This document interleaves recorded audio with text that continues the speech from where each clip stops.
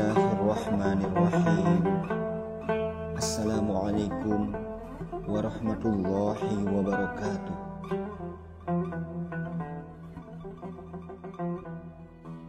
Allahumma salli ala sayyidina Muhammadin abdika wa rasulika nabiyil ummi wa ala alihi wa sahbihi wa sallim.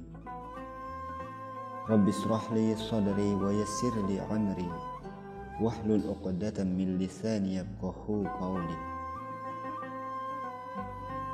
Imam Ahmad dari Imam Baihaqi meriwayatkan dari Mansur bin Zadzan.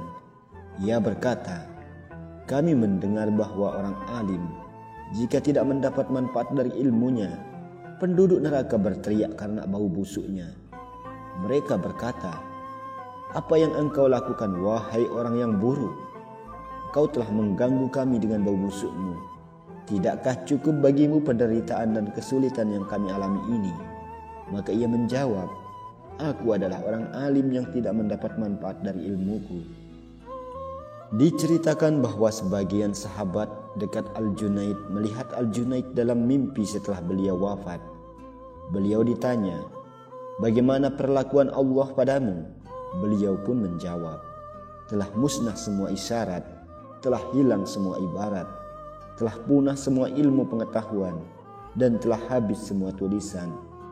Yang bermanfaat bagi kami hanyalah rakaat-rakaat yang kami lakukan di tengah malam. Wahai anakku, engkau tak boleh bangkrut dari amal dan kosong dari kemuliaan. Ketahuilah dengan penuh keyakinan bahwa ilmu semata tak bisa menolongmu pada hari pembalasan. Hal ini akan menjadi jelas dengan contoh berikut ini. Bagaimana pendapatmu apabila ada seseorang yang pandai berperang, lalu ia berjalan di tengah hutan belantara membawa 10 pedang, busur, dan panah-panah terbaiknya. Semuanya ia pergunakan. Tiba-tiba datang seekor singa besar.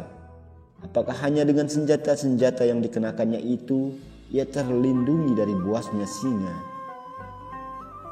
Pasti secara yakin engkau akan mengatakan bahwa semua itu tak berguna sama sekali sampai ia mempergunakan senjata tersebut secara benar. Begitulah keadaan seseorang yang menguasai 100.000 persoalan, tapi ia tak melakukan satu pun darinya. Engkau mengetahui bahwa ilmunya itu sama sekali tak berguna. Marilah kita beranjak pada contoh lain.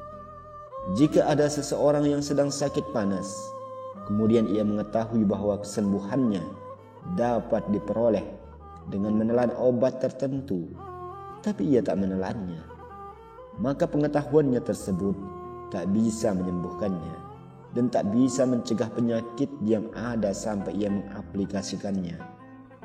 Ketahuilah bahwa banyaknya ilmu yang kau raih dan banyaknya buku yang kau kumpulkan tak akan berguna kalau tak diamalkan.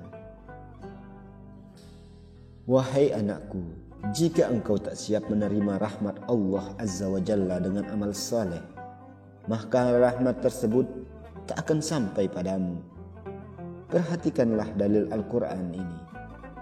Dan manusia hanya memperoleh apa yang ia usahakan. Quran Surat An-Najm ayat 39. Wahai anakku, jika engkau mengira bahwa ayat ini mansyukh, maka bagaimana dengan firman Allah Subhanahu wa taala dalam ayat-ayat lainnya? Siapa yang mengharapkan pertemuan dengan Tuhan, lakukanlah amal saleh.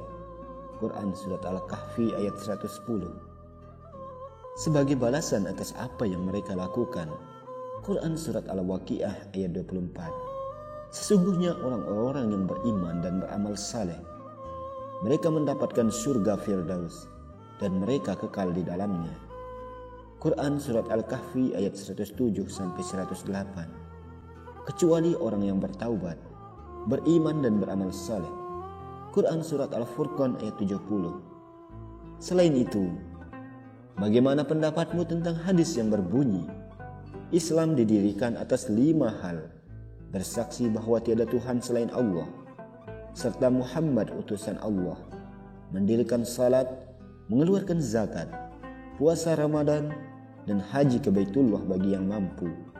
Juga hadis yang berbunyi, iman adalah pengakuan dengan lisan, dibenarkan oleh hati, dan diamalkan oleh anggota badan. Dalil-dalil bahwa seseorang hamba akan selamat dengan beramal sangat banyak, tak terhitung. Jika terlintas dalam benakmu dari perkataanku bahwa seorang hamba bisa masuk ke surga dengan amalnya, bukan karena karunia dan rahmat Allah, berarti engkau tak memahami pernyataanku itu. Ketahuilah, aku tak mengatakan demikian. Yang kumaksud, seorang hamba bisa masuk ke dalam surga berkat karunia dan rahmat Allah. Hanya saja, rahmat Allah itu hanya bisa diraih seorang hamba jika ia siap dan layak untuk menerimanya.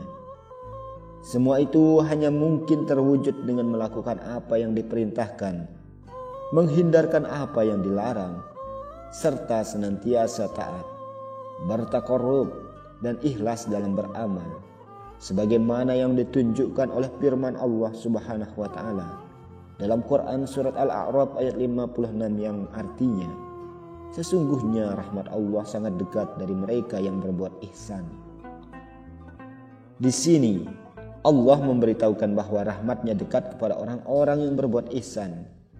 Nabi SAW bersabda, ihsan adalah Anda menyembah Allah seakan-akan Anda melihatnya. Berarti rahmat Allah jauh dari mereka yang tak berbuat ihsan. Jika engkau tak siap menerima rahmatnya seperti yang telah disebutkan, maka rahmat tersebut tak akan sampai padamu. Dan jika rahmat Allah tersebut tidak sampai padamu, maka engkau tak akan masuk surga. Wallahu a'lam bishawab, wabillahi taufiq wal hidayah. Wassalamualaikum warahmatullahi wabarakatuh.